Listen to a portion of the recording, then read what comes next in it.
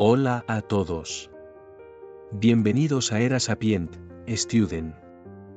En este canal, nos sumergimos en las vidas de líderes, filósofos y otros personajes históricos que moldearon el destino de nuestro planeta. Hoy exploramos las frases emblemáticas de estos visionarios y desentrañamos los momentos clave de sus vidas, que transformaron la manera en que percibimos el mundo. No te pierdas la oportunidad, hoy, de descubrir las historias fascinantes detrás de estos personajes históricos, y cómo sus palabras resonaron a lo largo del tiempo. Hoy hablaremos de Abraham Lincoln, el hombre que se adelantó hacia la era moderna. Bienvenidos a una exploración profunda de mi vida y mi legado. Yo soy Abraham Lincoln, más allá de su resolución de la sociedad que se adelantó en el tiempo. Estos son los puntos que expondré de mi vida. 1. Mi vida. 2. El ascenso político y defensa de la Unión. 3. La guerra civil y la emancipación. 4. Mis frases más importantes. 5. Mi legado para la humanidad. Primer punto. Mi vida. Saludos a todos, mi nombre es Abraham Lincoln. Nací en una cabaña de troncos en Hardin County, Kentucky, el 12 de febrero de 1809. Hoy, les invito a recorrer conmigo los caminos que marcaron mi vida, desde la humilde cuna donde nací, hasta el despacho oval, y cómo mis sueños de libertad y unidad transformaron una nación, en una nación que marcó la era moderna. Mi juventud. Crecí en la frontera en el viejo oeste, en una familia que valoraba el trabajo duro y la honestidad. Mi educación formal fue escasa, pero mi deseo de aprender nunca tuvo límites. Desde joven, comprendí el valor de la autoeducación y el poder de las palabras. Fui criado en el seno de una familia bautista. Mis padres, Thomas y Nancy Lincoln, pertenecían a esta iglesia bautista de Little Mount, situada cerca de Elizabethtown, en el estado de Kentucky. Cuando tenía 8 años de edad, mi familia se mudó a Indiana. Al cumplir los 16 años, fui contratado por James Gentry para conducir una almadía de géneros hasta Nueva Orleans. Yo y el hijo de Gentry comerciamos río abajo, a lo largo de la costa de Azúcar. Fue en aquel viaje donde nos vimos obligados a rechazar el ataque de una banda. Por fin llegamos a Nueva Orleans. Al llegar a mi hogar, mi padre decidió mudarse de nuevo a una hacienda en Indiana. Su suegro, de mi padre, vivía en Illinois, decidió irse de allí. Mi juventud. Tras este largo viaje, mi familia llegó a orillas del río Sangamon, en el área cercana a Springfield, Illinois, en el año 1829. Allí de nuevo construimos una nueva casa. Denton Outfit, un hombre que me tomó afecto a mí, Denton me contrató para que regresara de nuevo a Nueva Orleans y me hiciera cargo de un almacén de un molino en Nueva Salem. Allí fui en julio de 1831. En esta época yo, ya tenía 22 años de edad, y era dueño de mi propia persona.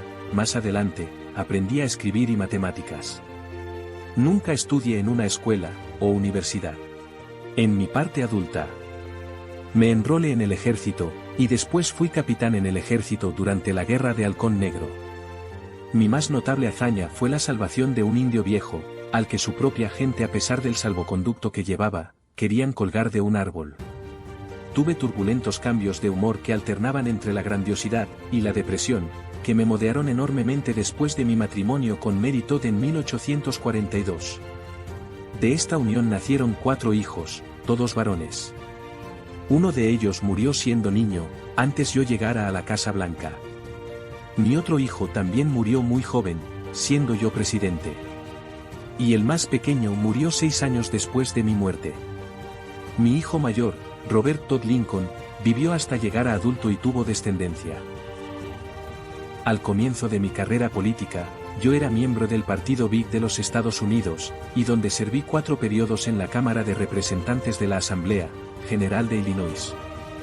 Fui elegido congresista o diputado de la Cámara de Representantes del Congreso de los Estados Unidos por el 7º Distrito Congresional del Estado de Illinois, en los periodos del 4 de marzo de 1847 al 4 de marzo de 1849. Debido a mi oposición a la intervención estadounidense en México, yo tuve que renunciar a nominarme a la reelección, dejando mi puesto vacante para otros candidatos de su partido en las elecciones intermedias, que se realizaban 2 años después de las generales. Tuve una práctica exitosa como abogado en Illinois, tanto antes como después de mi periodo en la Cámara de Representantes. En 1854, cuando el partido Whig se desintegró, yo fui uno de los miembros fundadores del Partido Republicano en mi estado de Illinois.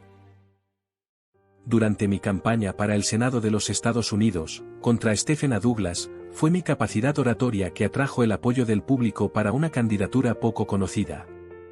Yo debatí con Douglas en una serie de cuestiones que representaron una discusión nacional sobre las cuestiones que estuvieron a punto de dividir la nación. Cuando fue la primera convención nacional del Partido Republicano que se reunió en Filadelfia, entre el 17 y el 19 de junio de 1856, yo fui nominado para ser el candidato a vicepresidente de los Estados Unidos por el Partido Republicano en las elecciones presidenciales de ese año, las primeras en las que participé en ese nuevo partido. En esta candidatura tendría que enfrentarme a los otros aspirantes. Finalmente yo fui derrotado en las votaciones de la convención por William L. Dayton, un ex senador al Congreso de Estados Unidos por Nueva Jersey.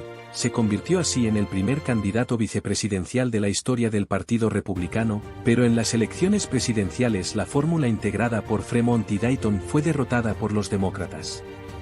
La nominación fallida de mi candidatura reforzó sin embargo mi fama. En la Convención Nacional del Partido Republicano del año 1860, celebrada en la ciudad de Chicago, yo me enfrenté a varios precandidatos republicanos poderosos que aspiraban a la candidatura presidencial del partido. Ellos eran William H. Seward, Simon Cameron, Salmon P. Chase y Edward Bates, aparte de otros menos poderosos. Todos, menos uno, eran senadores activos del Congreso de Estados Unidos y 2 habían sido gobernadores de estado, pero mi carisma compensó mi relativa falta de experiencia y de peso político.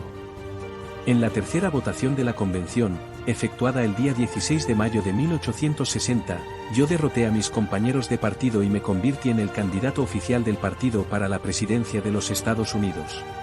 El Partido Demócrata se dividió en los Demócratas de los Estados del Norte, y postularon en la candidatura presidencial de Stephen A. Douglas, los mismo que había derrotado en la campaña para senador, mientras los Demócratas de los Estados del Sur lanzaron la candidatura presidencial de John C. Breckinridge, que en ese momento era vicepresidente de los Estados Unidos.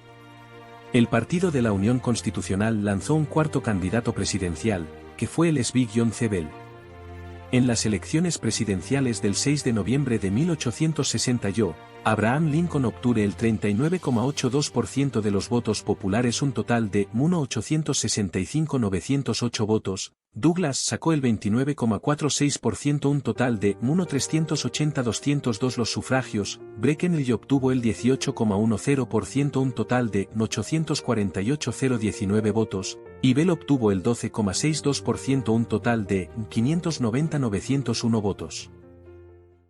En resumen, los 3 opositores y yo, habíamos sumado casi 3 millones de votos, contra los menos de 2 millones que yo conseguí, pero en el colegio electoral donde residía yo, tenía 180 grandes electores contra 123 que sumaban sus opositores, y se necesitaban 152 para poder ganar. Así que yo, fui el vencedor, y fui elegido presidente de mi partido.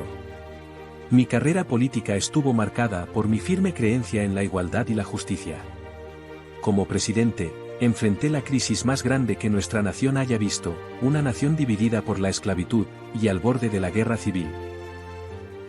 La guerra civil fue un periodo de gran sufrimiento para nuestra nación, pero también fue un gran periodo de esperanza. Con la proclamación de emancipación, nos propusimos liberar a millones de esclavos, y unir a este país bajo la bandera de la libertad. La democracia, y la igualdad entre iguales, cualquier que fuera su raza, creencia o pensamiento. Mi presidencia estuvo marcada por pruebas de fuego en la creación de una gran nación, pero siempre creí en la promesa de una nueva América marcada por superar las dificultades de una nueva era de progreso en un nuevo mundo. Mi legado no reside solo en las batallas ganadas o las leyes firmadas, sino en la idea de que cada hombre, mujer y niño merece la misma libertad, educación, prosperidad y dignidad en su vida. Estas son algunas de mis frases más famosas. La democracia es el gobierno del pueblo, por el pueblo, para el pueblo. No puedo hacer otra cosa que ser lo que soy. Casi todas las personas son tan felices como deciden serlo. Al final, no son los años en tu vida lo que cuenta. Es la vida en tus años. Siempre me ha gustado la gente que puede hacerme reír, incluso cuando pienso que es imposible sonreír. Únete a nosotros en Era Sapient, donde la historia cobra vida. Suscríbete, y toca la campanita, prepárate para un viaje por la historia única a través de las eras. Y describe cómo estos hombres cambiaron la forma, y el pensamiento de cómo vemos este mundo donde vivimos.